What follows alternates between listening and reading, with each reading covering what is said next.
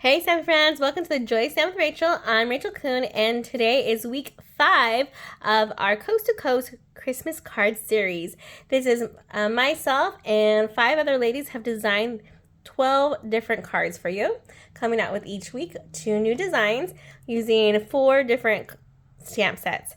So this you are seeing right now in the month of October, maybe November, because you have subscribed to my email list. If you're watching it after that date, there are still some fun things you can get in order to get the PDF for these tutorials.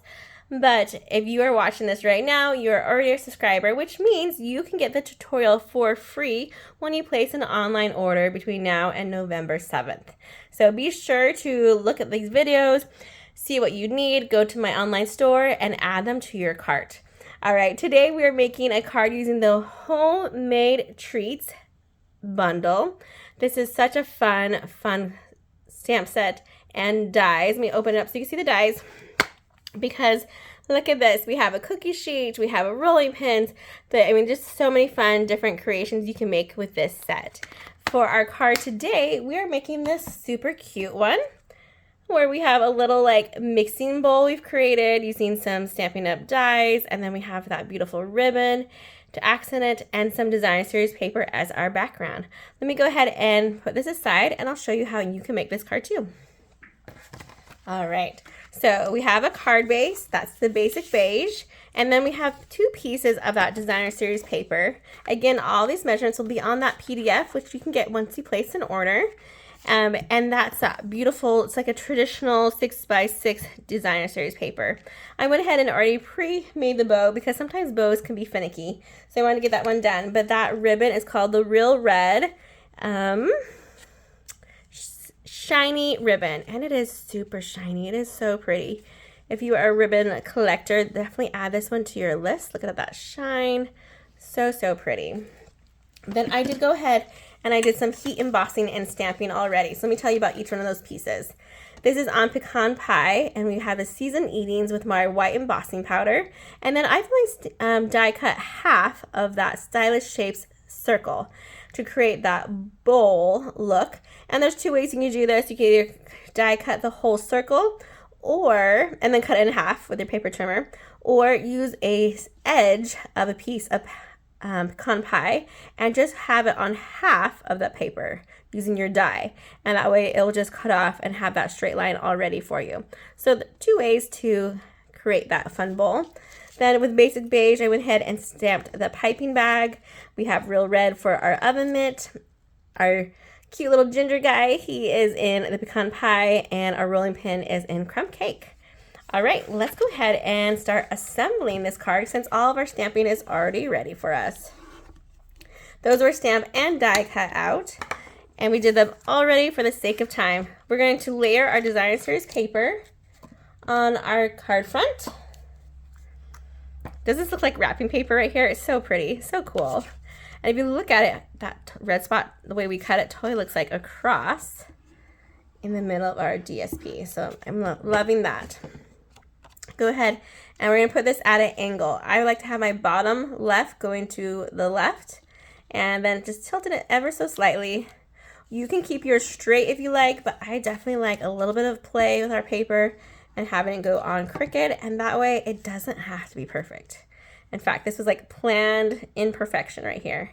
Okay, our second piece, making sure that it's overlapping bits and pieces of it, but not the whole thing. All right. Then for this one, there's my tip for you is to get your Stampin' Sil Plus and just make a strip of adhesive going along that top there. So I'm just going to run this along the top like so. Folding it over, make sure those sticky spots aren't coming through.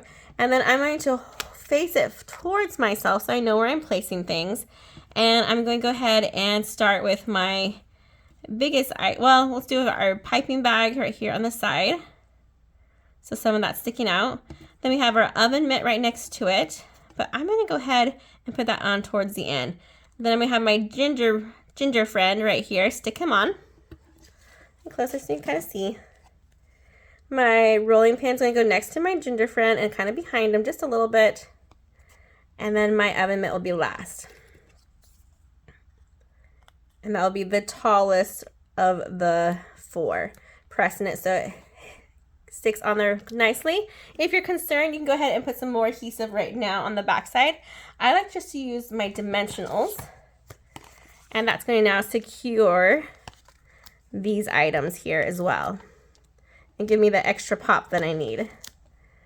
Just putting a couple of them on here. There we go. We're going to flip this over.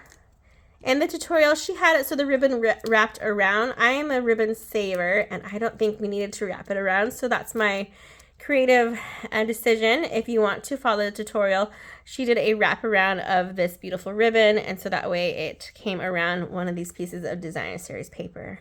I'm going to go ahead and put my bowl so it's covering this corner of this DSP here. Place it nicely down. Then let's grab a glue dot. There we go. I grabbed it, but then of course I lose it. Here's our glue dots. I'm gonna rip some off. I'm gonna look at your bow, see which side looks to your better of the two, and then put the knot to the dot, press it, and pull off.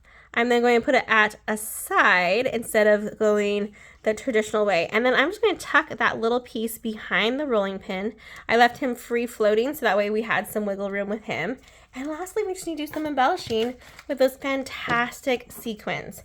This card comes together pretty quickly once you have all those pieces ready to go. Assembly is easy for this one, which is what we need sometimes when we have some last minute card making to do. So I'm going to grab these sequins, and I'm going to grab the medium-sized one and add it to the bowl, just to that corner there. And then I'm going to take a small sequin, the red one, and we're going to put on our DSP right here. And we go one up with the larger sequin, the largest, using my paper snips to help me grab it, and going at an angle above that guy, like so.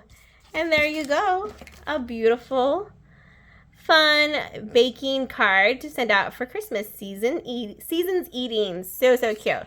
Let's get these both in here, and then let me show you the first 4 weeks. So if you've missed any of my weeks, here's a quick preview of what they look like. We have this fun one here, Baking Spirits Bright, another one that used a lot of the Stampin image. And then we have also included the Gingerbread Man stamp set. So we have our Ginger Joe right here that I made. Has a cute little opening in it and a spot for a gift card in the inside.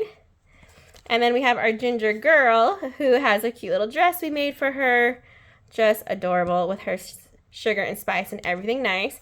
That one's using that Gingerbread Man. And then this last one is just super fun. It's a fun fold. We're using that homemade treats that I was just showing you.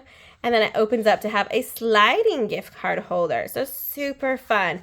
If you missed those, be sure to watch my videos I already have up, and they're unlisted currently, but after November 7th, they will be public to everyone. So you may go ahead and find those other ones as well under the Coast to Coast Christmas card series.